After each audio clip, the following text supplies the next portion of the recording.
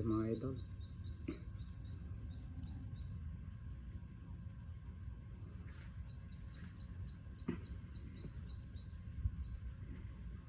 Ito po yung sinampalukan na gabi.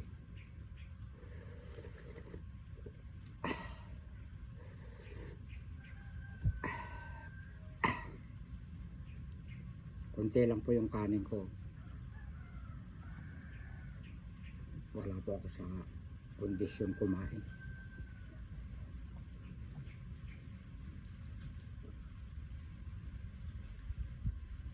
Kaya kunti lang yung sinandok ko.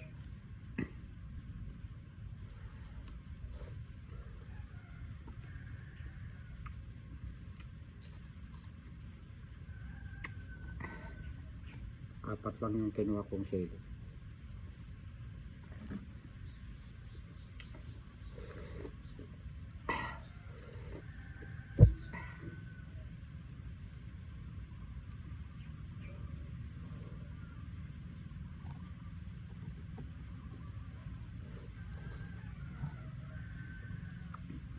Sarap.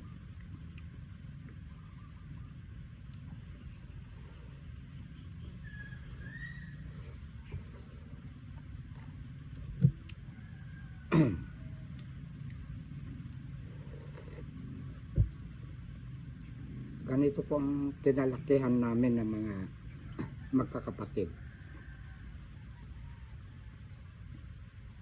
Sinampalukan na gabi.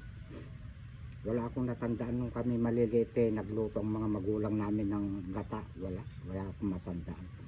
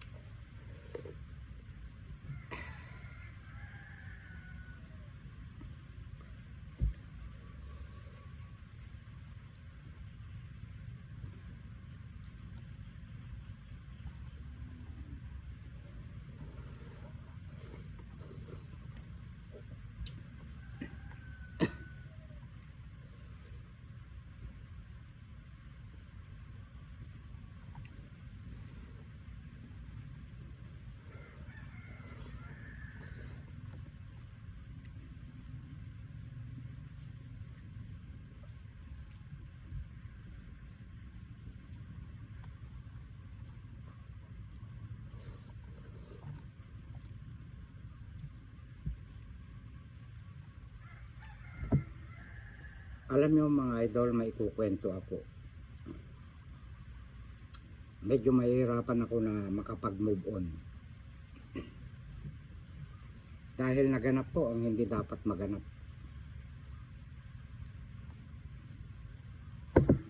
Kapag po tayo sincere sa isa't isa, kailangan tiwala sa isa't isa.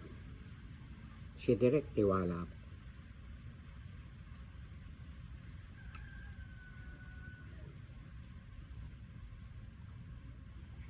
Mula noon hanggang ngayon, pinababasa ko yung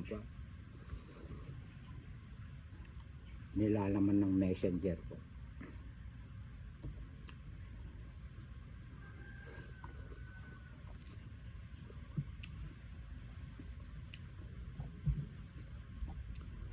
Pero oras na kapag ka ang jowa mo, may nabasa ka sa kanyang messenger, o di kaya aagawin niya para hindi mo makalkal lahat yung mga nilalaman doon. May itinatago po yun.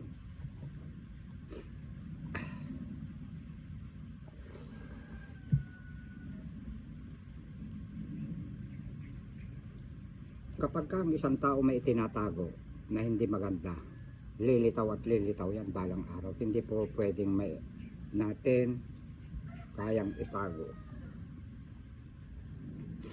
Unang-una, yung pong nasa taas. Alam na alam niya po lahat yan. Kung maitatago man natin sa mga tao, yung nasa taas hindi natin kayang itago.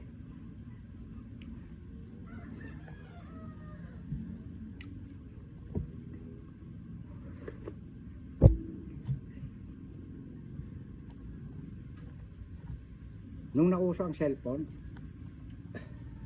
di kepad pa lang, mag-CCR lang yung lalaki o babae, dala-dala niya yung cellphone niya. Dala-dalawa pa ang SIM card niya. Meron akong nasasaksiyan na ganyan doon sa Cavite. Para hindi magkakahulihan sa isa't isa sa kanilang mag-asawa. Totoo po yan.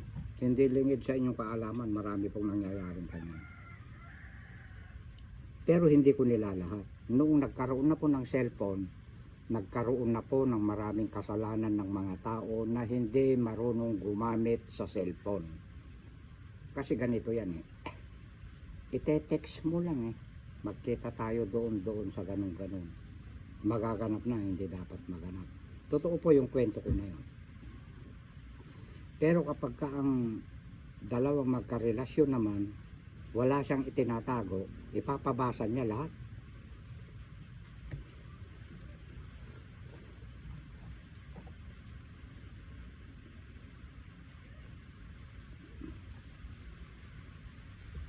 Kaya maraming nawasak na pamilya nang dahil lang sa cellphone. Paano po mali ang kanilang paggamit? Ayan. Napapunta sa hindi maganda. Pero napakaganda na dumating sa buhay natin ang cellphone. Ilalagay lang natin sa tamang paggamit.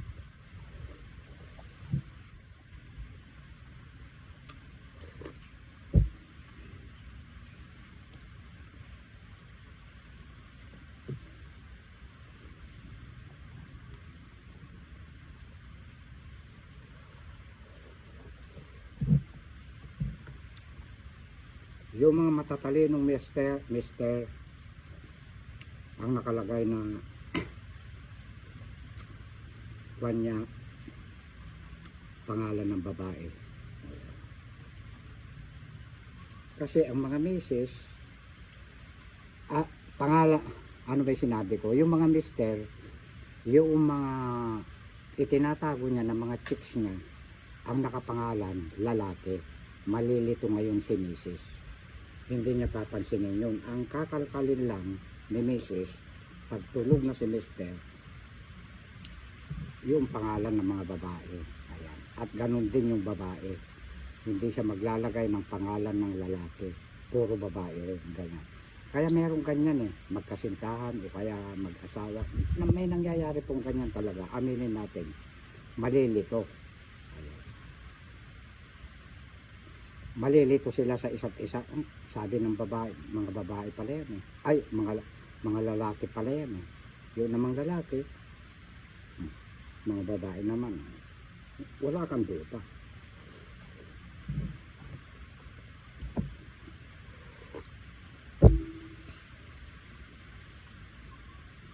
Kung wala kang itinatago, ipabasa mo lahat. Ayan.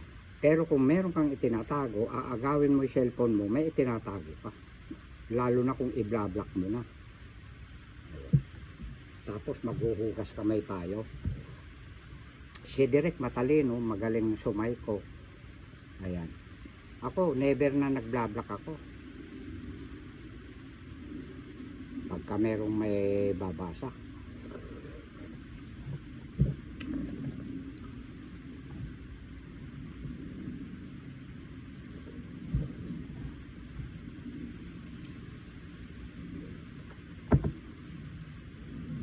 Mag-asawa nga eh, naghihiwalay eh. Kasal pa eh. Yung kaya mag-jowa na lang. Mahuhulian nyo ng sa isa't isa.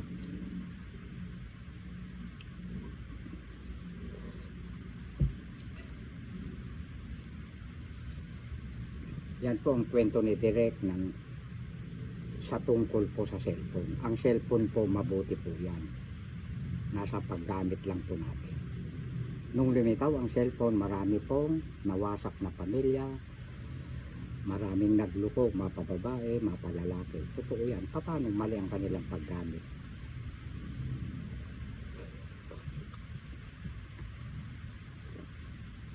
At yun namang mga mayroong FB Reels, may page, itama lang natin ang tamang paggawa ng content.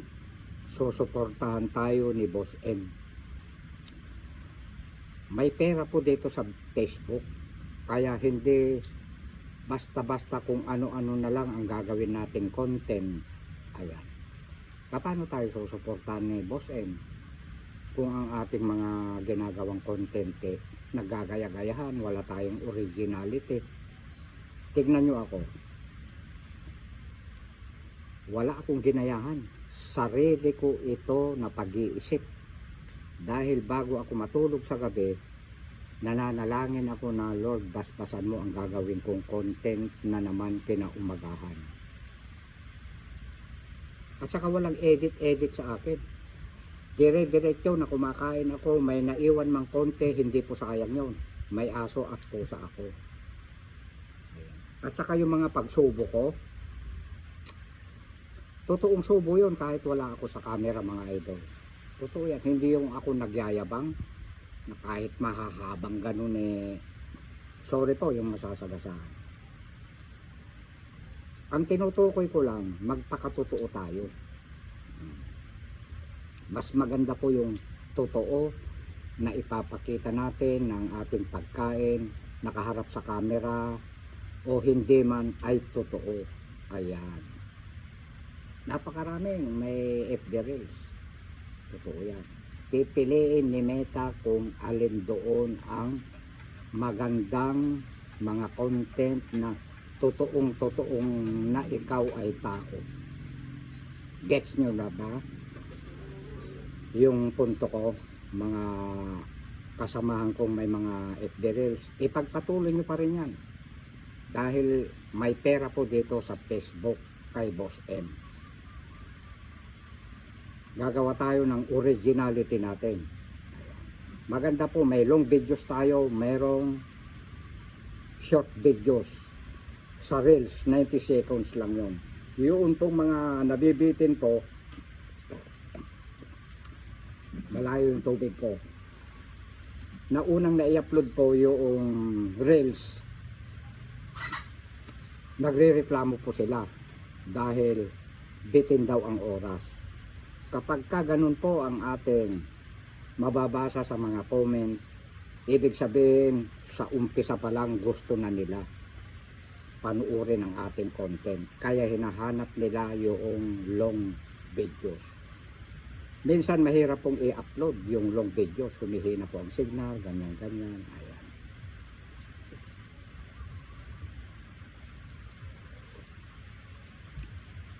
Dalawang panggagalingan ng ating sweldo.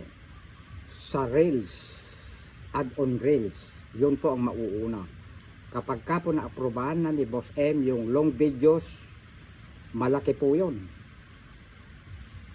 Kaya wag natin bibiru-biruin ang paggawa po ng content. Magpakatotoo tayo. Kung ano yung wala tayo sa camera, ganun din sa nakaharap tayo sa camera. Ipakita natin yung tunay natin na totoo. Ayan. At maraming salamat sa inyong lahat, mga followers ko, viewers ko, na yung Rogelio Dudulaw Fernandez, mamayang hapon o kaya mamayang gabi, 360 followers na. Mabilis po ang pagtaas. Gumagapang po ng gumagapang. At pakisuporta na rin po ninyo yung page ko na Doro Fernandez. Ayun, magto 26 na yata, magto 26 followers na. Maraming salamat sa inyong lahat, mga followers ko, viewers ko, na lagi kayong nakasubaybay sa akin. Ayan. I love you all. Ikat mo na, direct.